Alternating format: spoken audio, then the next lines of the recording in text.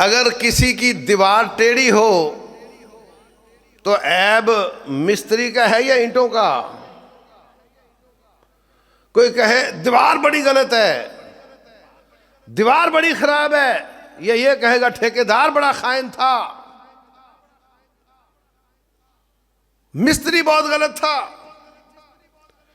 جو شخص اس بلڈنگ کا نقش نکالے گا وہ نام لے یا نہ لے، اس کو پتا ہو یا نہ ہو، وہ دراصل بنانے والے مستری اور ٹھیکیدار کی غلطی نکال رہا ہوتا ہے۔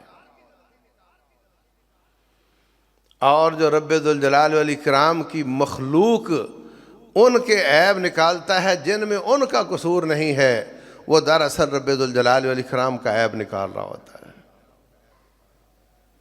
یہ بہت بڑی بات ہے۔ کسی کی ناک لمبی ہے،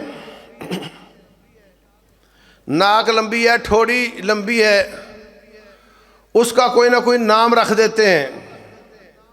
ٹھوڑی دیکھو اس کی جیسے آم ہوتا ہے، ہاں ہاں ہاں ہاں ہنس پڑے سارے، واہ انا للہ و انا الیہ راجعون۔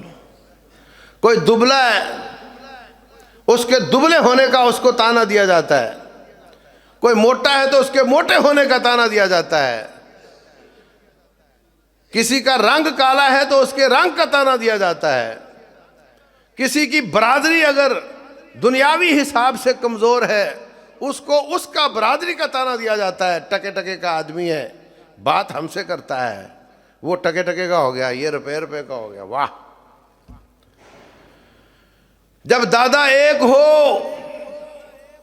تو پوتے کزن ہوا کرتے ہیں، ایسا ہے یا نہیں؟ دادا ایک ہو تو پوتے آپس میں کزن ہوتے ہیں۔ ہم سب کا دادا ایک ہے، ہم سب کزن ہیں، کوئی برادری کسی برادری سے اچھی نہیں، کوئی برادری کسی برادری سے اچھی نہیں۔ اچھے اطوار اور اخلاق ہوا کرتے ہیں، وہ کسی برادری کے بندے کے بھی اخلاق اچھے ہو سکتے ہیں۔ اور ایک ہمارے یہاں چلتا ہے انٹرٹینمنٹ، میراثی لا کر کے ٹی وی پہ بٹھا دیے گئے ہیں، جو کبھی ہماری شادیوں پہ آیا کرتے تھے چٹکلے سنانے کے لیے، اب ان کو لاکھوں روپیہ تنخواہ دے کر ٹی وی پہ بٹھا دیا گیا ہے، اور کوئی پروگرام اتنا نہیں دیکھا جاتا جتنا ان میراثیوں کا دیکھا جاتا ہے۔ وہ قدم قدم پہ جملے جملے میں تانے دے رہے ہوتے ہیں، عیب لگا رہے ہوتے ہیں، جھوٹ بول رہے ہوتے ہیں۔ رسول اللہ صلی اللہ علیہ وسلم فرماتے ہیں، جس شخص نے جھوٹ بولا تاکہ لوگوں کو ہنسائے، ویل اللہ ویل اللہ، بربادی ہے اس کے لیے، بربادی ہے اس کے لیے۔ اور یہی کام ہو رہا ہوتا ہے۔ کسی کے ایسے عیب جو اللہ کی طرف سے ہیں ان پر تانا زنی کی جا رہی ہوتی ہے، اس کو جگت کہتے ہیں۔ اور کسی کے ذاتی عیب کو بھی اچھالا جا رہا ہوتا ہے، حکمرانوں پہ بھی تانے، اشارے، لمز ہمز،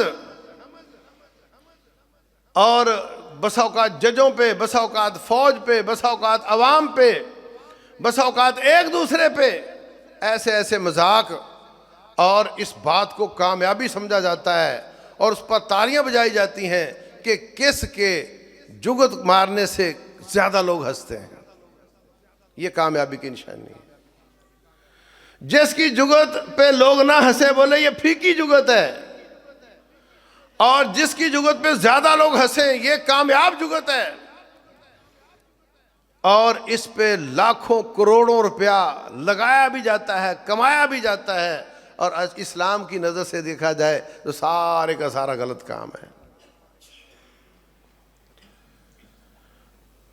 لوگ زیادہ اس کو دیکھتے ہیں، وہ کہتے ہیں جی اس سے غم بھول جاتے ہیں۔ یہ کوئی غم بھلانے والی چیز نہیں ہے۔ غم بھلانا الا بذکر اللہ تطمئن القلوب، قرآن پڑھو، سیرت مصطفیٰ پڑھو، سیرت صحابہ پڑھو، تاریخ کو پڑھو، تفسیر کو پڑھو، احادیث کا ترجمہ پڑھو، اس سے انسان کا ذہن ڈائیورٹ ہوتا ہے، پچھلے زمانوں میں چلا جاتا ہے، اس سے اللہ تعالیٰ دلوں کو شفا دیتا ہے۔ اور یہ جو چیزیں ایک دوسرے کو مذاق کر کے، ایک دوسرے کو تانے دے کے لوگوں کو ہنسانے والی ہیں، یہ دلوں کی بیماریاں ہیں، یہ دلوں کو شفا دینے والی چیزیں نہیں ہیں۔ فرمایا ان کثرت الضحک تمیت القلب، زیادہ ہنسنے سے دل مردہ ہو جاتا ہے، زیادہ ہنسنے سے دل مردہ ہو جاتا ہے۔ رسول اللہ صلی اللہ علیہ وسلم ہنستے نہیں تھے، مسکرایا کرتے تھے، کوئی بات آ جاتی تو آپ مسکرا دیتے، لیکن اس طرح کی ہنسی کہ باقاعدہ لاکھوں روپیہ تنخواہ دے کر ہنسنے کے لیے بٹھائے جاتے ہیں کہ تمہارا کام ہے ہنسنا، اور کوئی کام نہیں تمہارا۔